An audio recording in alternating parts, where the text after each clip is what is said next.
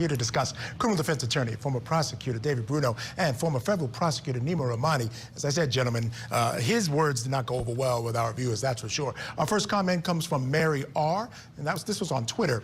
These murderers love to get in front of a camera.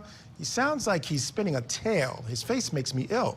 How's he remember all these little details? So obviously lying. And Nima, that does beg the question. You would think someone in his position would want to get out of the spotlight, move on with his life. If he is devoted to finding this little girl, maybe this whole thing will bring her out of the woodwork. I don't know if she is still alive. But your thoughts on his choice to continue to put himself in the public eye?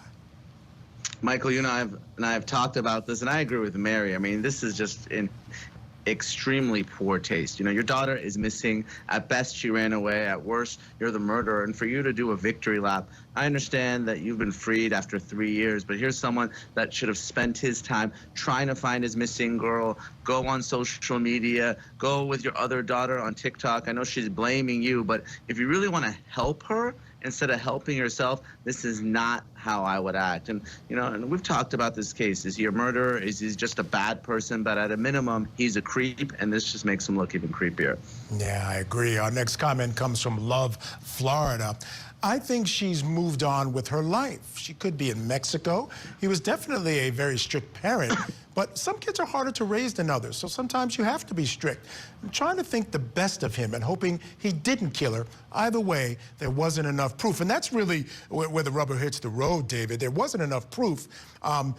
I thought there was enough, though, David, to go to the jury. This idea that there was this omission, these tapes that he erased of the day that she disappeared because he said he didn't see anything. As a former officer, he knew that was going to be important in the case, yet he erased it. There was a phone call. That, too, was erased. He had been taping everything else. With that kind of thing, I thought maybe there was enough to go to a jury. Your thoughts? Yeah, I'm with you. I'm with you, especially in light of the production of the video years before with the fight with the boyfriend.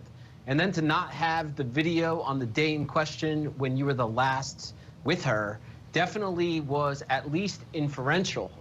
We talk about this before in the last segment when you talk about circumstantial evidence and inferences. At that motion right there, when the judge makes the decision before it goes to the jury, he has to give the state all the favorable inferences. So the fact that it's dismissed right then and there is not a complete exoneration. It's just that they didn't meet a certain burden. And yeah, I think it's distasteful given the fact that this daughter is still missing. If he wasn't responsible, why come forward? And if he did come forward, why wouldn't he want that search to continue to find her, considering he's not responsible? Yeah, and just the way he talks about her, it's just, it's creepy. Our next comment comes from Terminator. Terminator says, Michael Turney is a liar. He sexually molested his stepdaughter, and now he's had to kill her. There's something about stepfathers and stepdaughters. He killed her. And Nima, you know, this is interesting information, but something that this jury didn't get to hear. This whole sort of idea that there was this sexual relationship between them and that going on. There was a lot of sort of smoke around that, but that did not make it into the trial. It didn't, and the judge really favored the defense there. Obviously, you know, the motion for acquittal, granting that rarely happens. I agree with you and David. I think this case should have gone to the jury. But, you know, you did see the brother testify. We heard that contract come in, right, where Turney has his stepdaughter sign something saying that she was not sexually abused. So there's a lot of bad evidence in this case, and I'm surprised the judge granted the motion. Yeah, and I have to agree again. All right, gentlemen, thank you so much for joining me this evening. David Bruno, Nima Rahmani, always a pleasure to have you guys on the show.